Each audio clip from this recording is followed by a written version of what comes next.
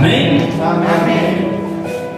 Hebreus capítulo 13, versículo 1 diz assim: permaneça o amor fraternal, e não vos esqueçais da hospitalidade, porque por ela, não sabendo, alguns hospedaram os anjos.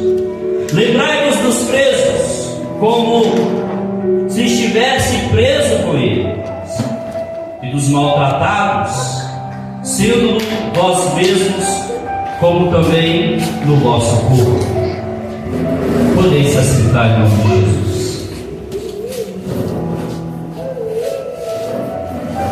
Se possível, deixar sua Bíblia aberta, viu? Vamos continuar com a leitura assim que possível. Glória a Deus.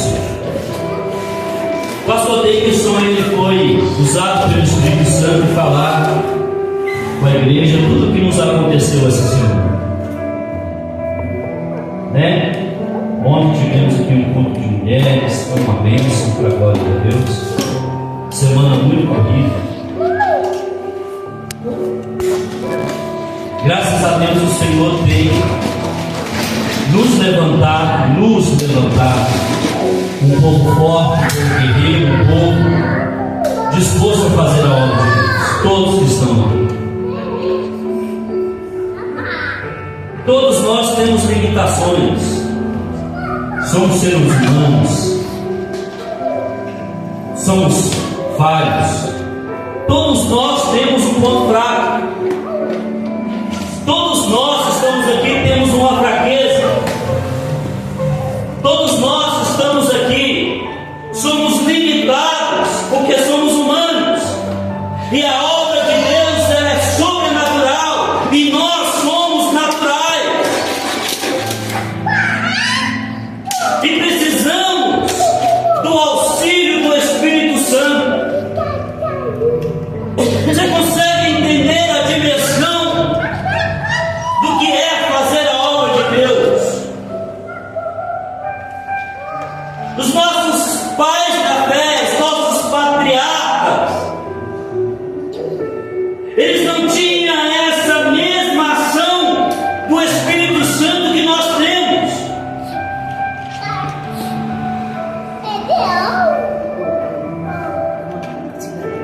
Aleluia. Quando o Senhor Jesus nos separa para uma tarefa, uma das primeiras coisas que Ele faz é nos encher de quê? Do Espírito Santo. Jesus, Ele nasceu para um ministério, mas antes do seu nascimento, nos fora enviado João Batista, que também veio para cumprir o ministério. Mas dentro de ventre da mãe, cada um deles foram cheios do Espírito Santo. A Bíblia vai nos descrever no livro de Lucas com mais detalhes, que quando Maria vai visitar Isabel já estava grávida de 6 meses, e Maria tinha uma semana ou duas que tinha recebido a notícia que o Espírito Santo viria sobre ela e dela sairia o Salvador do mundo. E de longe, ao saudar Maria a Isabel, o texto vai dizer que dentro do ventre João Batista foi o quê? Cheio do Espírito Santo. Aleluia, glória a Deus. Por que somos cheios do Espírito Santo? Porque a obra é árdua, não é fácil. A obra não é fácil, é complicada. Por quê? Porque a igreja do Senhor, ela anda em contramão do mundo. O que é que o mundo prega? O mundo prega guerra, confusão, desunião. E a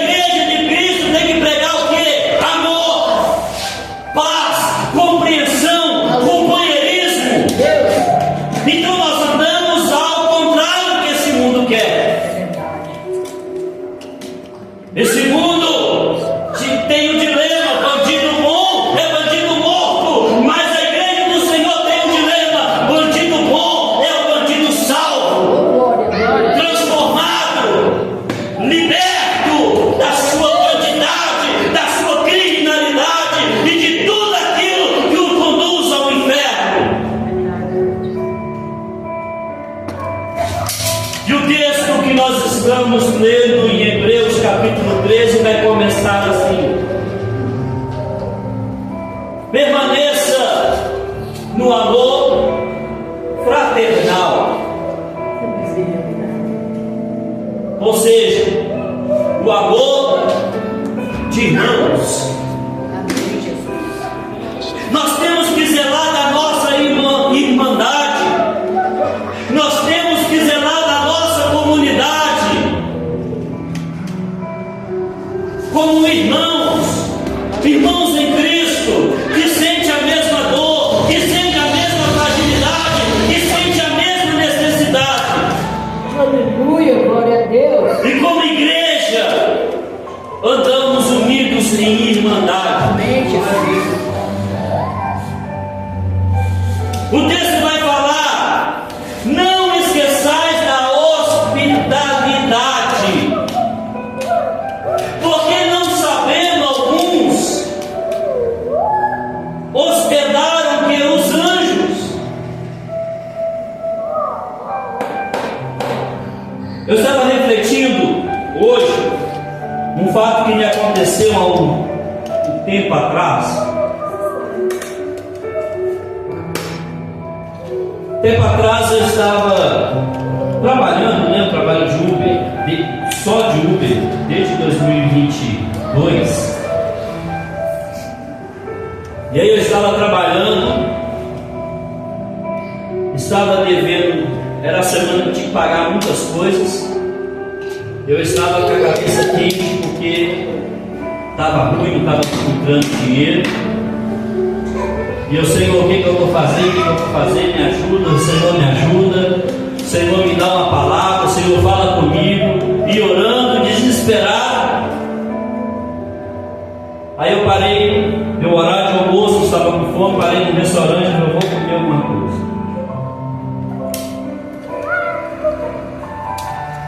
A gente que trabalha de Uber, o Samuel já trabalhou, ou a gente que é autônomo, tem hora que você não tem aonde gastar, você precisa juntar para pagar a gente. E aí você pega aquilo que você tem em casa para comprar ou gasolina no carro, para comprar uma ferramenta, para se deslocar, pagar um ônibus, pagar o próprio Uber. E aí eu estava trabalhando para juntar para pagar dívidas. E de repente eu falei assim: não está dando nada, vou fazer o seguinte, eu vou almoçar, vou gastar dinheiro com o almoço. E aí eu entrei num restaurante, sentei numa mesa, era PF, pedi lá o prato que eu queria e sentei numa mesa. Quando pensa que não, entra um mendigo com mau cheiro. Ele vai na mesa do lado e pede um prato de comida. A pessoa fala: não tem, só que. Ele chega do meu lado e pede um prato de comida. E Jesus, ele vai nos orientar assim: olha, se alguém te pede, dá. Dá aquele que te pede. E eu estava sempre tão desesperado, precisando de uma palavra de Deus. E eu, com dinheiro à conta de 2 almoços que eu tinha no bolso, dava para pagar. Eu cheguei para ele e falei assim: você quer um prato de comida? Você vai comer agora de boa. Então pode pedir lá. Aí ele foi pedir, o cara não gostou. Eu falei: não, eu vou pagar o prato de comida para ele. Aí ele caçou um cantinho para sentar, mas eu senti dentro do meu fundo que era para me chamar ele para sentar na mesa comigo. Só que eu não fiz, eu fiquei com vergonha. Eu não fiz. E fiquei observando ele de longe. Ele sentou numa mesa, escondido de quase todo mundo, afastado de todo mundo. Ele estava com a sacola na mão, e dentro daquela sacola ele pegou uma Bíblia, levantou ela para o céu, abaixou a cabeça, se reverenciou, leu a Bíblia, orou, e o prato de comida chegou. E na hora que ele fez isso, eu observei, as lágrimas começaram a descer, porque eu estava tanto pedindo a Deus uma palavra, talvez aquele homem não tinha um mal para mim, tinha uma palavra para me dar. Porque se ele sentasse na mesa comigo, eu tenho convicção e certeza que ele ia compartilhar a palavra que ele estava dando.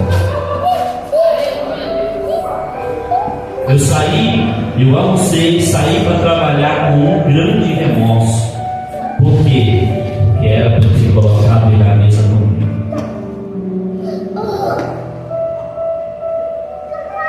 Mateus capítulo 25, versículo 35. Jesus já está dizendo para uma multidão assim: bem-vindos, filhos de meu Pai. Mas por que bem-vindo? Porque obedeceram a palavra? Por que bem-vindo? Porque não obedeceram a sã doutrina? Por que bem-vindo? Porque fizeram isso e aquilo, estavam na igreja todos os dias, foram dizimistas e ofertantes, oraram, jejuaram, consagraram as suas vidas. O texto vai dizer: bem-vindos, filhinhos de meu Pai, porque quando eu estava com fome, vocês me alimentaram. Quando eu estava com sede, vocês me deram de beber. Quando eu estava nu, vocês me vestistes. Quando eu estava preso, vocês fossem me visitar. Quando eu estava enfermo, vocês também foram me ver. Aí a multidão olha para Jesus e fala: Senhor, quando aconteceu isso? Quando tivemos nu? Quando tivemos com fome? Quando tivemos preso? Quando o Senhor estava enfermo? Quando? E o Senhor fala: todas as vezes que fizeste a um pequenino, fizeste a mim. E o texto que nós lemos está falando assim: olha, não esqueçais da hospitalidade. Por quê? Porque foi pela hospitalidade pessoas hospedaram o próprio anjo do Senhor. Aleluia. Eu fico olhando, irmãos. Eu fico olhando para a atitude muitas das vezes de alguns crentes, a atitude nossa mesmo, quando nós estamos andando pela rua e alguém nos pede algum tipo de informação e a gente às vezes de orientar como se fosse nós mesmos, a gente vira as costas, a gente maltrata. Eu fico olhando quando muitas das vezes bate pessoas na nossa porta e pede algum tipo de ajuda e a gente bate a porta para eles e fala que não. Ou muitas das vezes usa a frase: eu não tenho, mesmo tendo. A gente trabalha de carro, dirige por aí. É muito fácil, no meio de um sinal, separar o carro, alguém vir lá e dar uma moedinha.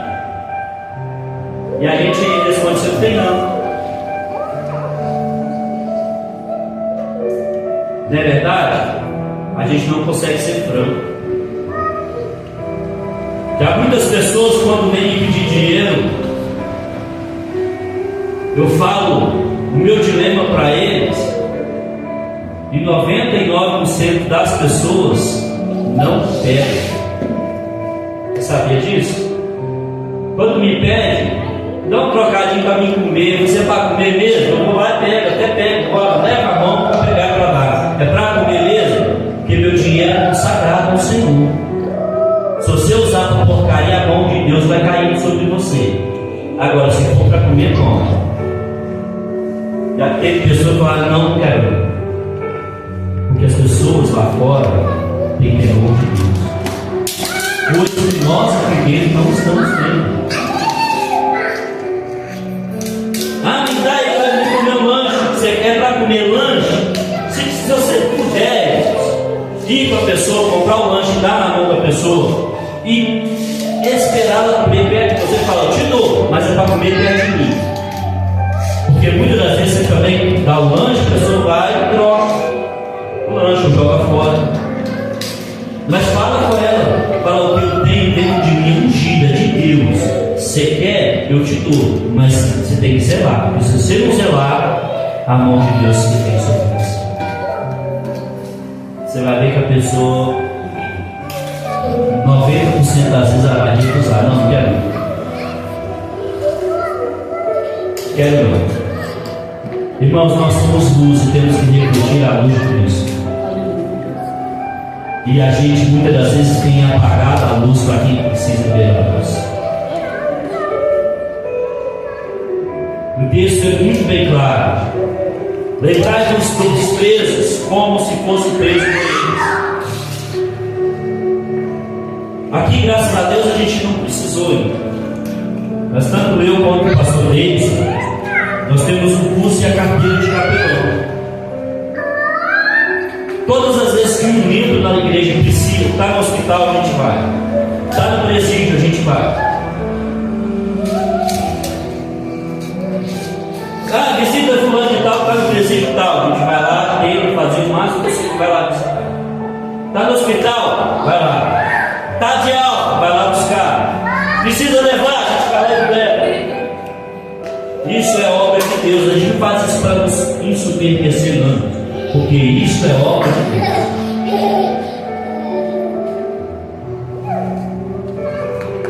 E o texto vai falar: lembrai-vos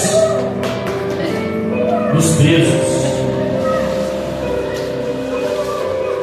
como se tivesse preso com eles, e dos maltratados, como sendo vós mesmos em nosso corpo. Agora, no versículo 4, que nós não tínhamos lido, o texto vai falar assim: venerado seja entre tronos o matrimônio e o leito sem mácula. Vocês estão com a Bíblia aberta aí para me ajudar a ler? Lê junto comigo. Venerado seja entre todos o matrimônio e o leito sem mácula. É por isso que eu pedi para o pastor Davis estar aqui do meu lado, do lado da esposa dele, e a minha esposa está aqui do meu lado. Por quê? Para mim trazer a citação desse texto, falar que honrado seja o matrimônio, honrado seja uma família diante dos pés do Senhor, honrado seja uma família que honra ao Senhor.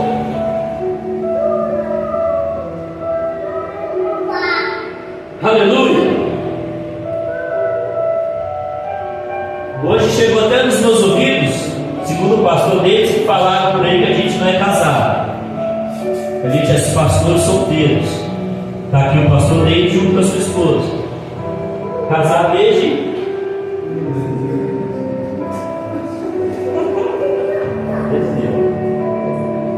2016. Eu sou casado mais recente, né? Casado desde 2022. Casados. Se alguém quiser, ele vai ter que pegar a nossa certidão de casamento e colocar ali, ó, né? Casados. Eu não estou com aliança porque eu perdi ela recente. Até na casa lá da Thaís fazendo o serviço.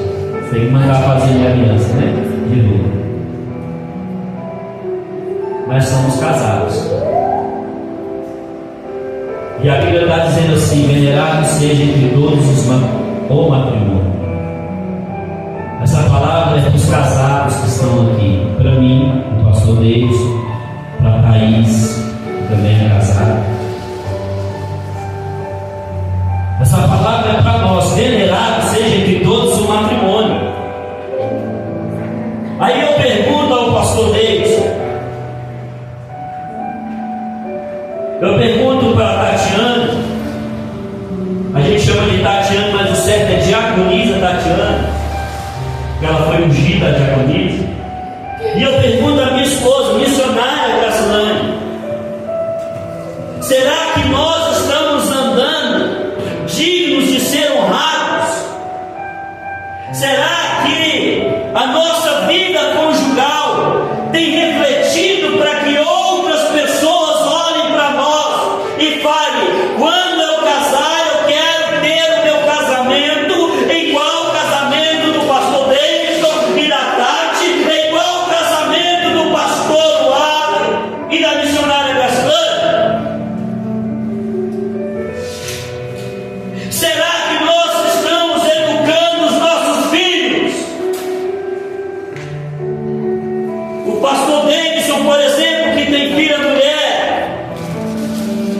que quando ela estiver à idade de procurar um varão, ela olhe para o varão e fale: eu quero que esse varão me trate como meu pai tratava a minha mãe.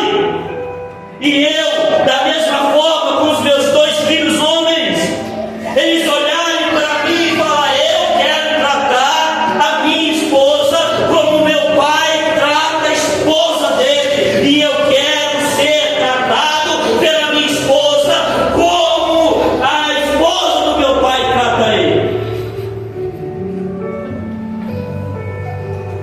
Vocês estão rindo, vai cair vocês aí. Continue. Venerado seja, honrado seja entre todos o matrimônio. Você que é mãe, tem que ensinar a sua filha, quando crescer, a honrar o marido dela. Você tem que ensinar o seu filho a honrar a esposa dele.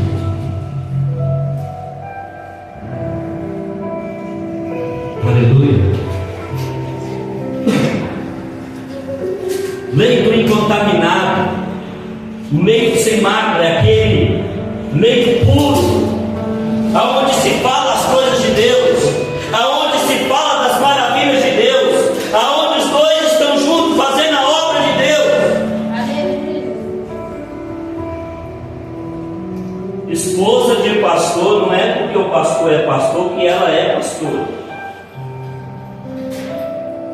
Amém?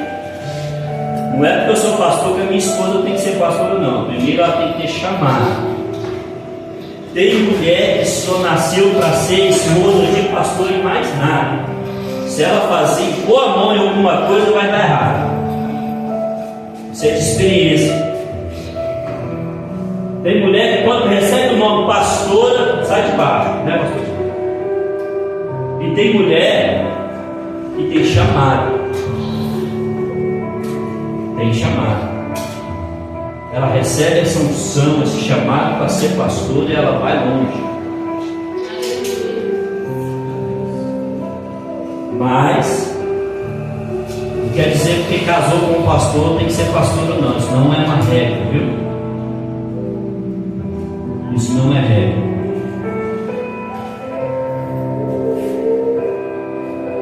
Mas nós, casados, temos que ensinar os nossos filhos a maneira de andar, a maneira de se portar. Quando eles ficarem adolescentes, ser parceiros e amigos e ensinar a honrar as autoridades, e assim nós vamos ensinar a honrar os seus próprios cônjuges.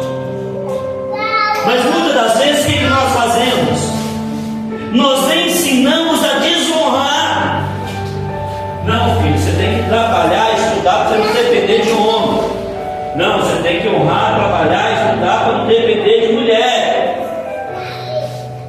O século 21 já está aí.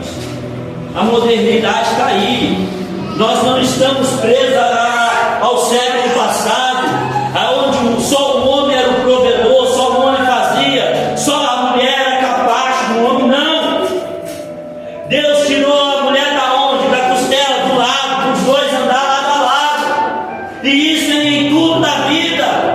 Dentro de casa está lado a lado, dentro da igreja está lado a lado, trabalhando está lado a lado, na dificuldade está lado a lado, na doença está lado a lado. Esse juramento que é feito no ato do casamento, pelo padre, pelo pastor ou pelo juiz de paz, isso é bíblico, isso é ordenança de Deus, tem que andar lado a lado. Aleluia, glória a Deus. Por isso, irmãos, nós que estamos casados temos que honrar a nossa aliança, para que os demais que ainda não são venham olhar para nós e refletir em nós a imagem do Senhor sobre eles, para que eles desejam ser igual a nós. Não é inveja. Você imitar e querer ser igual ao santo não é inveja. tá? É isso que você tem que fazer.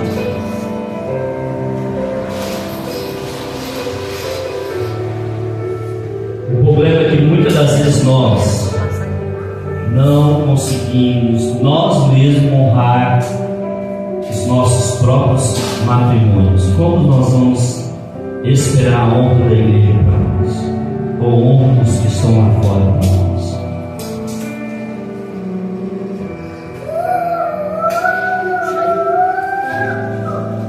Vocês lembram de Gênesis capítulo 3, quando Deus criou a mulher e colocou a mulher diante de Adão, e Adão vai celebrar ali o seu próprio casamento? Não foi Deus que celebrou o casamento de Adão, foi o próprio Adão que exclama a frase dizendo: agora ela é osso do meu osso, carne da minha carne. Será amor. E Deus vai falar: deixará o homem o seu pai e a sua mãe, e unir-se-á a sua mulher, e ambos serão uma só carne. Você já viu a matemática? 1 mais 1 é 1. 1 mais 1 é 1. Só Deus faz isso. 1 mais 1 é 1. Coloca 1, fica 3.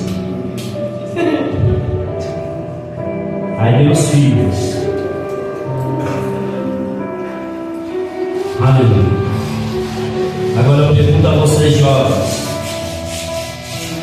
vocês estão dispostos a entrar, a crescer e a honrarem o matrimônio? Pior que matrimônio não é só casamento. Matrimônio é o convívio. Matrimônio é a conquista. Matrimônio é a dificuldade. Matrimônio é os problemas que vêm. Matrimônio é o respeito que se tem um pelo outro. Casamento é fácil. É igual o mundo faz aí: casa hoje, separa amanhã, casa amanhã, separa de novo, divorcia, pronto, acabou. Casamento pode até acabar, mas matrimônio não.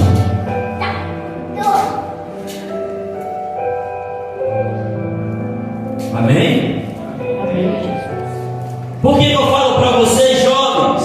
Vocês estão dispostos a honrar o matrimônio? Porque no mesmo versículo adiante vai estar dizendo assim: venerado seja entre todos o matrimônio leito sem mácula, porém ao que dá por prostituição e o adultério, Deus o julgará.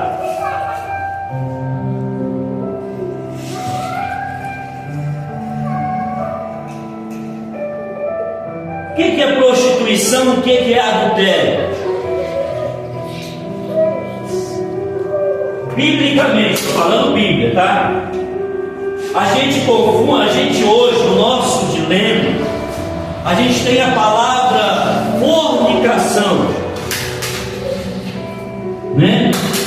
A gente usa a palavra fornicação, mas fornicação, pelo contexto bíblico, está se referindo a um lugar, não ao ato em si.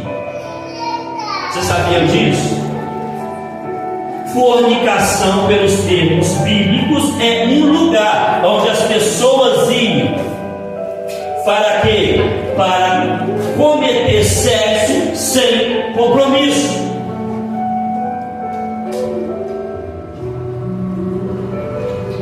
Sexo sem compromisso é o que? Prostituição, é adultério.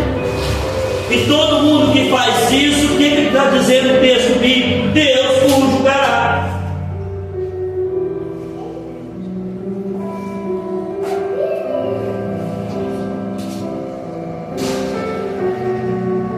Fornicação, nos contextos bíblicos, é o camarada estar com uma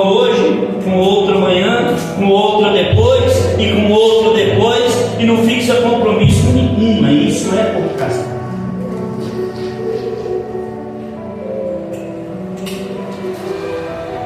Então, essa palavra é para nós casais e é também para você que é jovem, para você que ainda não assumiu o compromisso.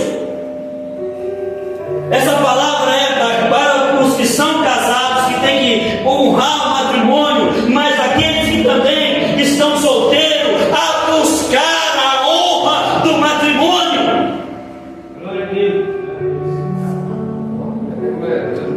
Glória a Deus. Aleluia.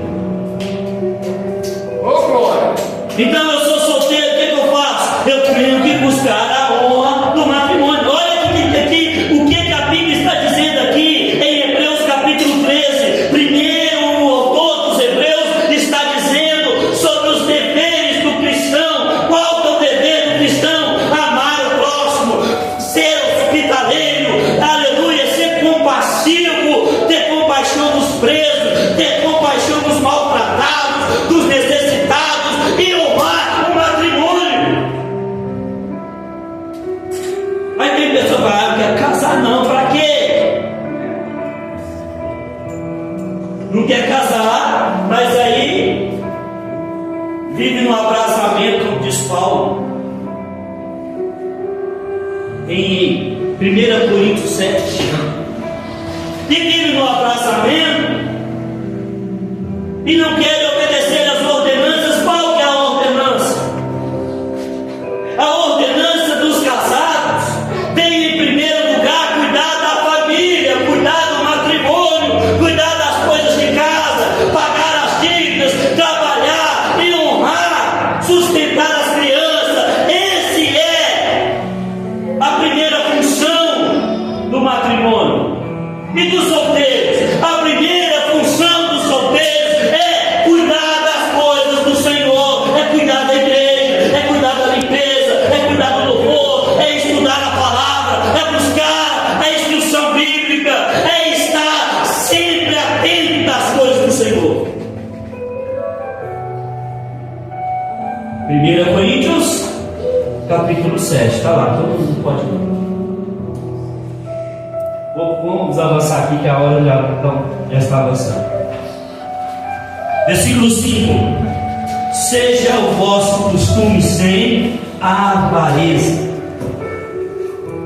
É difícil ter o costume sem avareza no mundo capitalista que nós temos hoje. Esse negócio de shopping, Mercado Livre, é difícil. É difícil. Ô, pastor, 1 Coríntios 7, versículo 8. 1 Coríntios, versículo 7, versículo 8. 1 Coríntios, capítulo 7. Digo aos solteiros e aos viúvos que não ficasse como eu. Mas, se porém não pode se conter, que se case, porque é melhor casar do que abrasar. Todavia aos casados mando eu. Não eu, mas o Senhor, que a mulher seja sujeita ao marido. Capítulo 7 todinho vai estar falando, que eu estou citando aqui. Seja sem avareza, contentando com o que tens, porque ele diz: não te deixarei, nem te desampararei. Assim, com confiança, ousamos a dizer que o Senhor é o nosso ajudador. Não temeremos o que possa nos fazer os homens. Quem nos sustenta? O Senhor. Quem nos ajuda?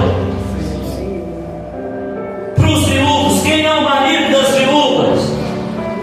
Quem é o sustento dos solteiros? O Senhor. O Senhor.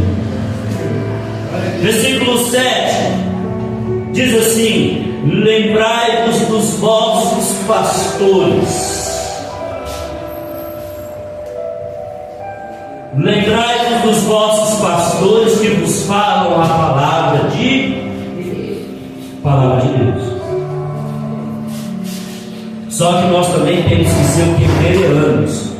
O que é ser bereano? pesquisar. Lá em Atos 16 ou 17, lá em Atos, vai falar que Paulo, ele passa numa cidade chamada Bereia, e ele começa a pregar a palavra de Deus. E os moradores daquela cidade, o que eles foram fazer? Eles ouviam o que Paulo dizia, Paulo falava com eles, e quando acabava o culto, eles iam correndo para saber se o que Paulo estava falando era verdade. Paulo sai de Bereia, vai para a cidade chamada Éfeso. E Éfeso ouvia o que Paulo falava, mas Éfeso não pesquisava. Mas o autor Lucas, escrevendo o livro de Atos, ele vai dizer: os bereanos foram mais nobres, mais inteligentes do que os efésios, porque eles pesquisavam se o pastor estava falando a verdade. E no nosso sistema de hoje, não se pode questionar, não se pode falar contra o pastor, não se pode pesquisar se o pastor está falando a verdade. Por quê? Porque o pastor é ungido de Deus. Ei, palavra. Pesquisa, vê se o pastor está falando a verdade. Se ele estiver falando a verdade, ok, glória a Deus. Se ele não está falando a verdade, ei, segue seu caminho. Olha o que o texto está falando, olha o que o texto está falando. Lembrai dos vossos pastores que vos pregam a palavra de Deus, e a fé dos quais imitai. Ou seja, toda a igreja tem que imitar a fé do pastor, toda a igreja tem que imitar os passos do pastor, assim como Paulo disse: sejam os meus imitadores, como eu sou de Cristo. Assim o pastor tem que imitar a Cristo e a igreja tem que imitar ao pastor. Se tiver em Cristo, tá? Você só me imita se tiver em Cristo. Você está seguindo a leitura aí comigo? E até dos quais imitais, atentando para a sua maneira de viver. Você tem que estar atento à maneira que o pastor está vivendo. Olha o que a palavra de Deus diz. Jesus Cristo é o mesmo ontem, hoje e sempre. Para encerrar, para quebrar o paradigma, versículo 17 diz assim: obedecei aos vossos pastores e sujeitai-vos a eles, porque eles velam por vossa alma, como aquele que há de dar conta delas, para que façam com alegria e não gemendo, porque isso não vos seria útil.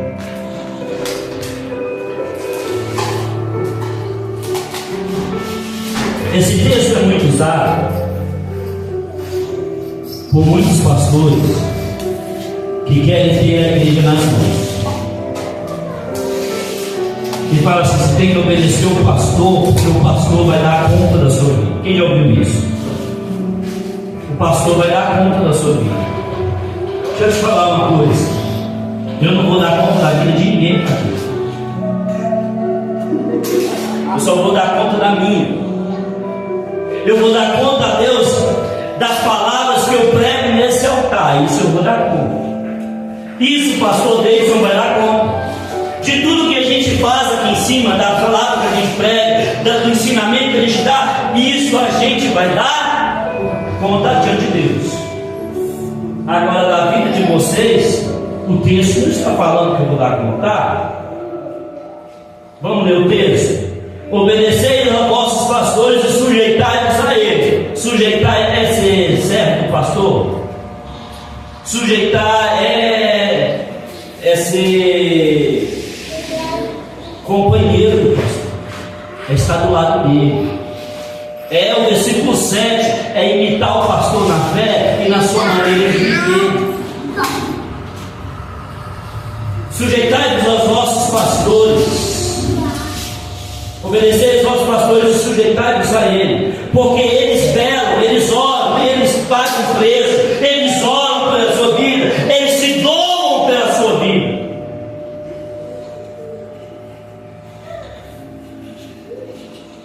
Aleluia. Eles velam por vossa alma, como, olha aqui, olha o português claro e simples, como aquele que dá conta delas. Como? Não está falando que ele vai dar conta, está falando como, é uma concordância, não é uma ordenança, não é uma confirmação. Se eu fosse dar conta da vida de alguém, a Bíblia está escrito e estará escrito, porque eles darão conta. Em nenhuma versão de Bíblia está assim. Todas as versões, hoje nós temos várias versões, e todas as versões da Bíblia está a palavra como. O pastor não vai dar conta da ovelha, do membro da igreja. Ele vai dar conta daquilo que ele pregou para a igreja. Isso vai. Aleluia. Ele vela pela sua alma, ele ora, ele paga o preço de jejum, ele consagra, ele perde noite de sono, ele perde horas de serviço, ora com a família, principalmente. Falaram, né? E estão falando aí sobre nós que eu e o pastor dele são solteiros, porque a gente está fazendo visita, eu e ele de volta. Aí, como é que vai levar o pastor deles vai levar a esposa Tati com a neném de menos de um ano no colo, com a Nicole? Como é que eu vou levar a minha esposa com um menino de 3 anos que não para quieto, mexe em tudo? Às vezes, quando dá, a gente leva, mas em muitas das vezes, quando a gente vai em vários lugares, não tem como levar. E aí a obra de Deus vai deixar de ser feita por isso. Irmão, Satanás não para a gente incluindo. Não para a gente vai para dentro em nome de Jesus. Glória a Deus. Amém? Amém, Jesus. Então, para concluir, o pastor não vai dar conta da alma o dia inteiro. Aqui está como se fosse dar conta, mas não vai. Ele vai dar conta de tudo aquilo que ele pregou. Quem vai dar conta da sua vida diante de Deus é você mesmo. Amém? Diante de você, quem vai dar conta diante de Deus da sua vida é você mesmo. É você e Deus. Amém? Amém, Jesus. Para concluir a leitura, como anjo dá conta dela, para que faça com alegria, Amém. não com sofrimento. Glória a Deus. A igreja tem que ser parceira, tem que ser unida, tem que zelar pela irmandade, pelo amor fraternal, um para que o outro, para que a obra do Senhor seja cada vez mais leve para o pastor, leve para a igreja, porque se um só carregar o fardo, vai estar pesado, mas se nós carregarmos junto, vamos romper, vamos vencer, vamos abalar o inferno, porque essa é a vontade de Deus. Glória a Deus. É por isso que muitas das vezes, quando o pastor ele pega sozinho o fardo, ele perde a família, ele perde os filhos para o mundo, porque ele quer carregar sozinho. E quando a gente carrega sozinho, o que acontece? A gente deixa a família de lado e fica só na igreja. Deixa de passear com a família, deixa de sair com a família, deixa de ter lazer com a família, para ficar por conta da igreja. E lá na frente o que acontece? A gente perde a família. Aí depois que a gente perde a família, passa um pouquinho, se a gente não orar, a gente perde a igreja. É isso que acontece. Ou então a gente perde a nossa saúde Aí depois que perde a saúde, aquele que vai vir, vai assumir o nosso lugar, vai fazer tudo diferente que nós estamos fazendo. Não vai zelar pela doutrina, não vai zelar pelo ensinamento, não vai zelar da igreja como a gente zelava. Amém? Glória a Deus. Então vamos fazer unidos, equipe de obreiro, equipe de louvor, equipe de pessoas, fazer com honra. A Bíblia fala: aquele que honra um servo na qualidade de servo receberá o galardão de servo. Amém, Jesus. Mateus capítulo 10, versículo 42 em diante. Aquele que honra o profeta na qualidade de profeta recebe o galardão do profeta. Aquele que honra o justo na qualidade de justo receberá o galardão de justo. Então nós temos que ser amigos, irmãos, e fazer